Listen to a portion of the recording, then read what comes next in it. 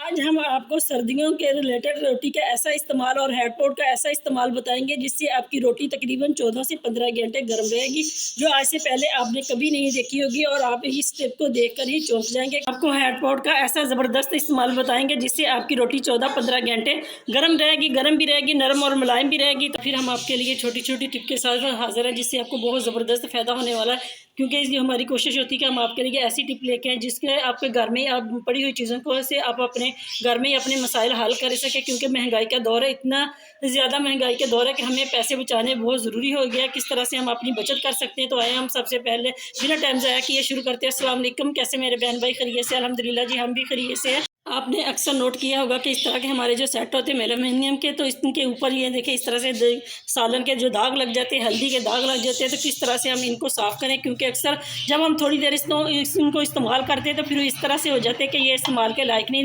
रहते।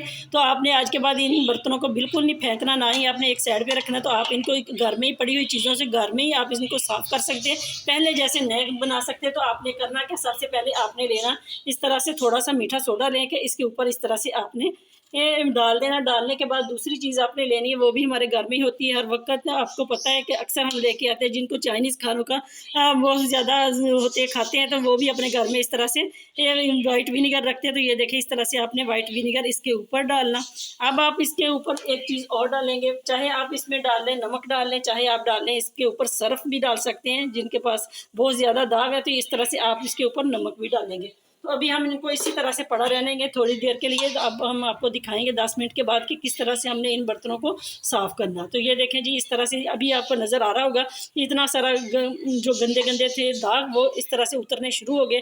तो इन चीज़ों को आप ज़रूर फॉलो किया करें। ये देखें जी, इस तरह से आप अपने घर में पड़ी हुई चीज़ों से अपने बर्तनों को साफ़ कर सकते हैं। लेनी इस तरह से कूची लेनी, वो लेनी अपने जो घिसी हुई होती है, बिल्कुल न्यू वाली नहीं लेनी। अगर आपके पास न्यू है तो आप उसके ऊपर कोई भी इस तरह से आप नेट का पीस लगा लें, उसके साथ आप इसको रैप करेंगे, क्योंकि ये इनसे बर्तनों में स्क्रैच आ जाती है जो बहुत बुरे लगते हैं। बजाय हम इनको साफ़ करने के और हम इनको ख़राब कर लेंगे। तो इस तरह से ये देखिए आप इसकी बर्तनों के ऊपर, ये प्लेटों के ऊपर मैं इसको रैप कर रही हूँ। तो अभी हम आपको लाइव रिजल्ट दिखाएंगे किस तरह से है। जो आपके बर्तन है जिनको हम इस तरह से फेंक देते हैं कि ये अच्छे तरीके से साफ़ नहीं है, तो इन्हीं को हम अपने घर में ही चीज़ों से साफ़ कर सकते हैं। तो ये देखिए कितने अच्छे तरीके से साफ़ हो गए। इस तरह से अक्सर हमारे जो घरों में प्लास्टिक के बर्तन जो हम इसको इस्तेमाल करते हैं, साल 6 माह के बाद इस तरह से उन पर दाग लग जाते हैं। तो आज के बाद उनको आपने एक साइड पर बिल्कुल नहीं करना। इसी तरह से आप अपने मीठा सोडा लें और वाइट विनीगर लें, इसमें नमक डाल लें, चाहे आप इसमें सर्फ डाल लें चाहे नमक डाल लें, तो इससे बहुत ज़बरदस्त रिजल्ट मिलता है। तो अभी मैं आपको वॉश करके भी दिखाती हूँ कि इनका ये देखिए जी, बैक पे भी अगर बैक पे भी दाग है तो आप उनको भी इस तरह से साफ़ कर सकते हैं। तो उम्मीद है कि ये वाली टिप्स आपके लिए बड़ी ज़बरदस्त होगी। बिना किसी लागत के आपको घर में पड़ी हुई चीज़ों से हमने आपकी ये चीज़ों का हल बताया। तो इसी तरह से आप अपने बर्तनों को साफ़ करें और इनको इस्तेमाल करें। तो ये देखें जी, मैं अभी आपको वॉश करके भी दिखाती हूँ इनका रिज़ल्ट। तो ये देखें जी, माशाल्लाह से कितना ज़बरदस्त हमारी जो प्लेटें हैं वो साफ़ होगी। आप भी इसी तरह से अपनी प्लेटों, अपने डिनर सेट को साफ़ करें और आज के बाद इनको बिल्कुल नहीं फेंकना, क्योंकि महंगाई का दौर है। इसी तरह से अब अपनी बचत कर सकते हैं। उम्मीद है कि ये वाली टिप्स आपके लिए बड़ी ज़बरदस्त होगी। अगर आपको पसंद आती है तो लाइक करें, शेयर करें, मेरे चैनल को ज़्यादा से ज़्यादा सब्सक्राइब करें। बड़ी ज़बरदस्त होने वाली, क्योंकि आगे विंटर आ गया तो अब में मौसम चेंज हो रहा, तो हमारी स्किन इस तरह से फट जाती है, खुश्क हो जाती है। तो बहुत ही हमारे हाथों और पाँव का, एड़ियों का बहुत ज़बरदस्त बुरा हाल होता है। तो आप किस तरह से आप इस वैसलीन का इस्तेमाल कर सकते हो। हाथ और पाँव की जो स्किन होती है इस तरह से एकदम से खुरदनी हो जाती, फट जाती है, और हमारे चेहरे पे भी इस तरह से वो खुश्की हो जाती है। अक्सर हमारे पाकिस्तान का पानी भी ऐसा है, बाज़ जगहों में तो बहुत ज़्यादा ये टेंशन है कि एड़ियाँ जो होती है वो भी काफ़ी फटी होती है। तो इन सब का एक हल मैं आपके लिए लेके आई। तो आपने करना क्या, इस तरह से आपने छोटा सा एक बर्तन लेना, उसमें आपने इस तरह से थोड़ी सी आपने वैसलीन लेनी, जैसे कि मैं आपको लेकर दिखा रही हूँ। इस तरह से आपने थोड़ी सी वैसलीन लेनी।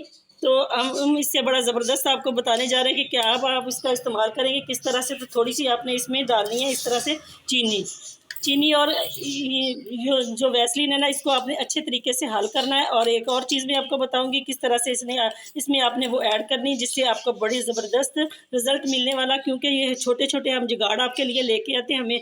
मैंने कहा ना कि हमें आपकी बहुत ज़्यादा फ़िक्र है। आप भी ये अपनी फ़िक्र किया करें ताकि आप भी आपकी सेहत जो है, आपकी हेल्थ जो अच्छी रहे। तो आपने करना क्या, इस तरह से आपने लेना शहद लेने के बाद आपने थोड़ा सा शहद जो हनी है इसमें आपने डालना, इसको आपने अच्छे तरीके से मिक्स कर लेना। ये देखें देखिए जी, मैं अभी आपको मिक्स करके दिखाती हूँ किस तरह ज़बरदस्त ये आपके लिए हम लेके आए हैं। स्क्रैप की आपका काम करेगा, जिससे आपकी जो चेहरे की, आप चेहरे पे भी लगा सकते हैं, फेस पे भी लगा सकते हैं। अपने हाथों और पाँव की स्किन को भी आप लगाएंगे तो इससे आपकी जो शाइनिंग आएगी और आपकी जो स्किन है वो एकदम से ग्लो करेगी, और आपके जो फटे हाथ और पाँव रहती है ना, वो भी बिल्कुल एकदम से सॉफ्ट और नरम मुलायम हो जाएंगे। तो ये देखिए जी, इस तरह से हमने ये वाला स्क्रैप तैयार कर लिया। आपने भी इसी तरह से करना। हम आपको बताते हैं किस तरह से आपने इसका इस्तेमाल करना। तो आपने इस तरह से ना हल्के हाथों के साथ आपने स्क्रैप करना, आपने अपर शेप में करना है, आपने इसको या गोल गोल सर्कल में करना है। बिल्कुल आप कभी भी इसको नीचे वाली से इस तरफ से ना करें, इस तरह से आपने ऊपर की तरफ से करना है, ताकि अक्सर मेरी जो बहनें इस तरह से गाँव वगैरह में रहती है उनको पता नहीं चलता,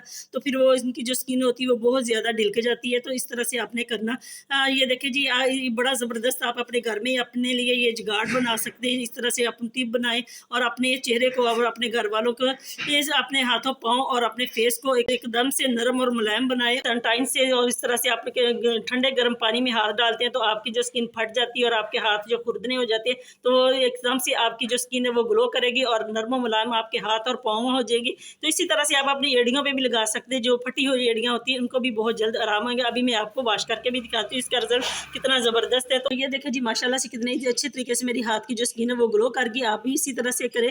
आप बल्कि इसको पूरी रात अपने चेहरे पे और अपने हैंड पे और अपने पाँव पे लगा सकते हैं। अगर आपने पाँव पे लगानी है ना, तो इसके साथ आपने करना क्या है, पॉलीथिन बैग लेना, उसको अपने पाँव पे चढ़ाना, उसके ऊपर से आपने सॉक्स चढ़ा लेनी, ताकि ये जो इसकी जो चीज़ें लगी हुई है ना, चीनी वगैरह लगी होती है, वो इस तरह से हमारा बिस्तर ना ख़राब हो। तो जब सुबह आप उठ के आप उसको साफ़ करेंगे ना, तो आपको बड़ा ज़बरदस्त रिजल्ट मिलेगा। ये देखिए जी, मैंने एक हाथ पे लगाई थी, अभी मेरा ये हाथ, ये देखिए इसमें और इसमें कितना फ़र्क है। उम्मीद है कि ये वाली टिप्स आपके लिए बड़ी ज़बरदस्त होगी।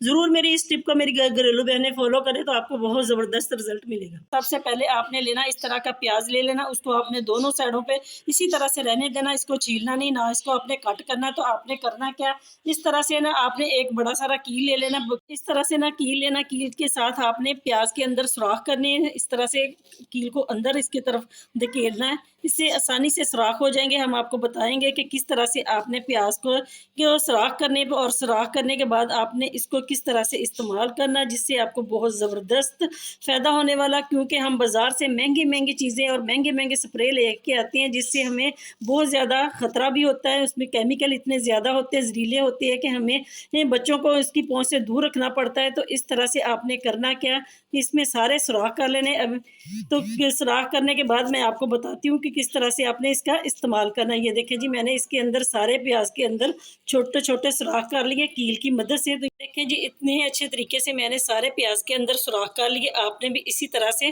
कील की मदद से, क्योंकि कील के साथ हम सुराख करेंगे ना तो थोड़े थोड़े होल बनते हैं, इसमें से इसका जो कड़वाहट होती है ना प्याज की, वो हमें महसूस होती है। तो इस तरह से आपने सुराख कर लेना। सुराख करने के बाद आपने करना क्या, एक आपने सुई लेनी, उसमें आपने धागा डालना है, चाहे आपके पास डोरी है तो वो आपने डाल लेनी। तो आपने करना क्या, इस तरह से आपने प्याज के अंदर इसको ऐड करना। ये देखिए, इधर से निकाल डालेंगे हम, इधर से इसको निकाल लेंगे।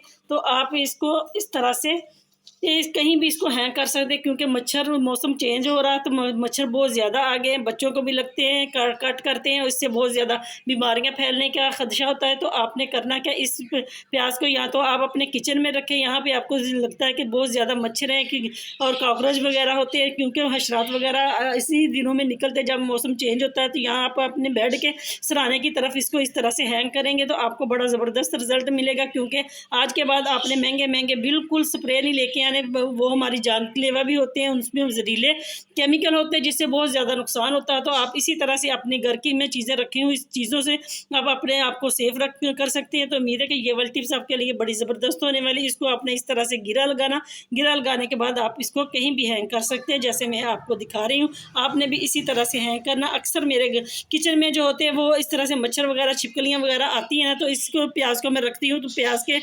रखने से ना तो छिपकली आती है, ना ही चूहे वगैरह आते हैं, ना ही मच्छर आते हैं। तो इसी तरह से आप भी अपने आप को सेव करें। यहाँ पे हम इस तरह से इसको हैंग करते हैं, और अक्सर मैंने यहाँ पे हैंग किया होता है, क्योंकि यहाँ के नीचे हमारी बास्केट भी होती है, उसमें भी मच्छर वगैरह आते हैं। तो इसलिए इसके ऊपर रखने से ना तो मच्छर आते हैं बास्केट में, ना ही ये हमारे किचन में आते हैं। तो उम्मीद है कि ये वाली टिप्स आपके लिए बड़ी ज़बरदस्त होने वाली है। अगर आपको पसंद आई तो लाइक करें, शेयर करें। तो नेक्स्ट टिप आपके लिए बड़ी ज़बरदस्त होने वाली, क्योंकि अक्सर हमारा दिल करता है कि हम घर में बैठे बैठे तंदूर की रोटी खाएं, तो तंदूर जाना बहुत मुश्किल होता है। तो किस तरह से आप अपने घर में तंदूर की रोटी पकाएंगे और खाएंगे। सबसे पहले आपने आटा जो गूंद रहा है तंदूर की रोटी के लिए, वो मैं आपको दिखाती हूँ। इस तरह से आपने आटा ले लेना।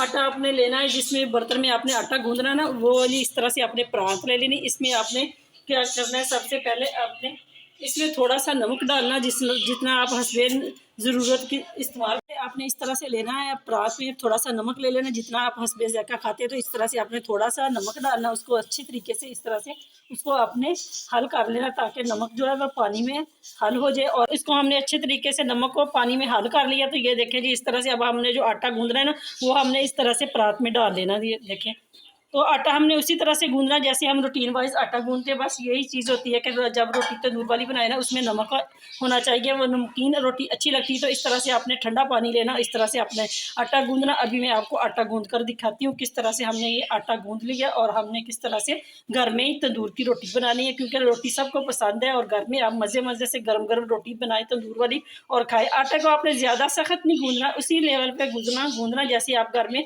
आम रोटी पकाने के लिए गूंदते हैं ना, इसी तरह से। तो ये देखिए जी, अभी मैं आपको आटा गूंद कर दिखाती हूँ।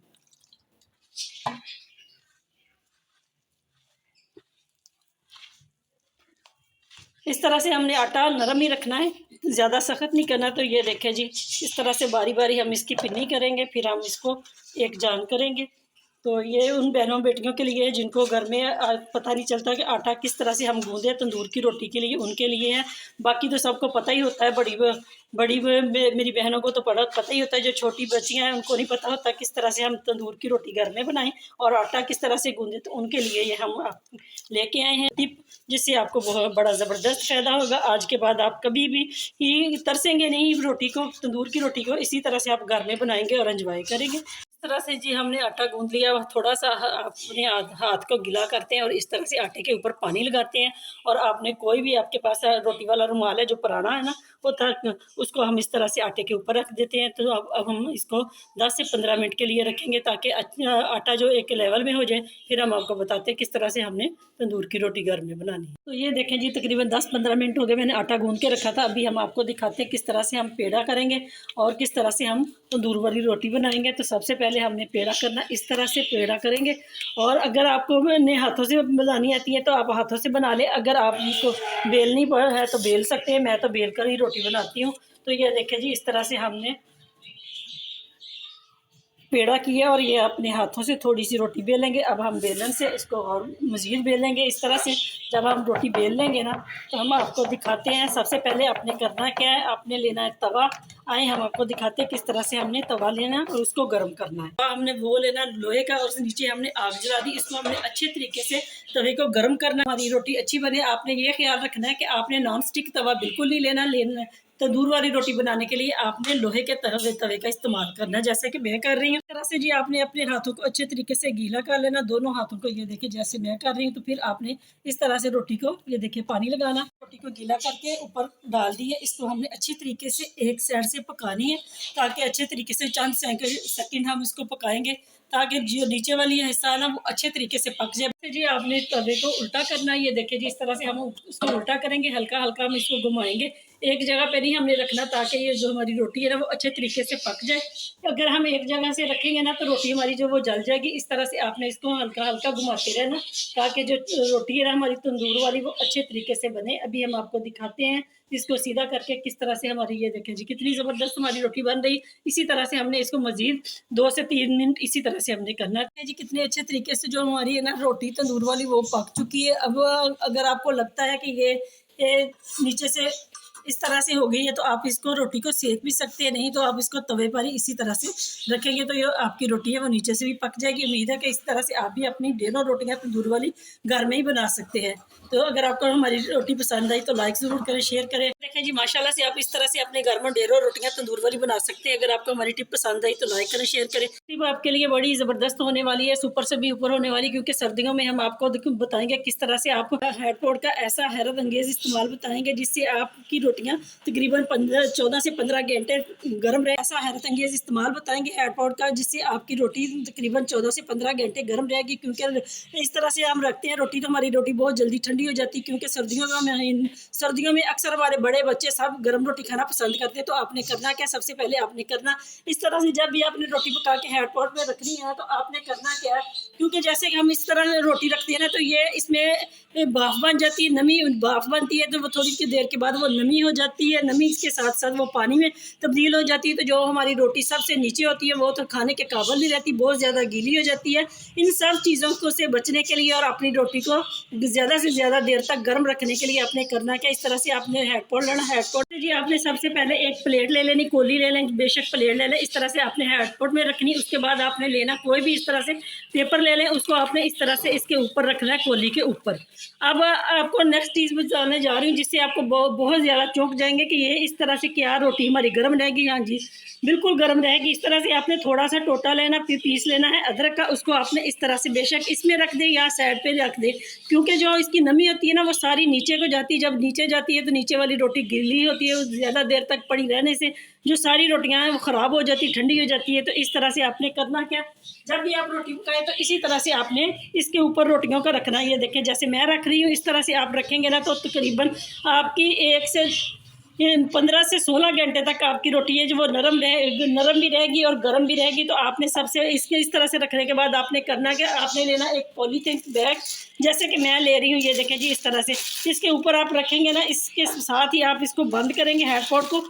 तो इस तरह से जो इसमें नमी है वो भी, इसमें से पानी बनता है वो नीचे चले जाएगा, उसकी आपकी जो रोटी है वो ऊपर रहेगी, और जो इसमें से हवा वगैरह जाती है इसके ये एयर टाइट हो जाएगी। तो आपकी रोटी तकरीबन 14 से 15 घंटे इसी तरह से नरम मुलायम और गर्म रहेगी। उम्मीद है कि ये वाली टिप्स आपके लिए बड़ी ज़बरदस्त होने वाली है। तो मैं मेरी इस टिप को ज़रूर आप फॉलो करें और मुझे कमेंट सेक्शन में बताएं कि कौन कौन इस तरह से रोटी रखता है। उम्मीद है कि ये वाली टिप्स आपके लिए बड़ी ज़बरदस्त होने वाली है। अगर आपको पसंद आती है तो लाइक करें, शेयर करें, मेरे चैनल को ज़्यादा से ज़्यादा सब्सक्राइब करें। मिलते हैं नेक्स्ट वीडियो में, तब तक के लिए अल्लाह हाफिज़।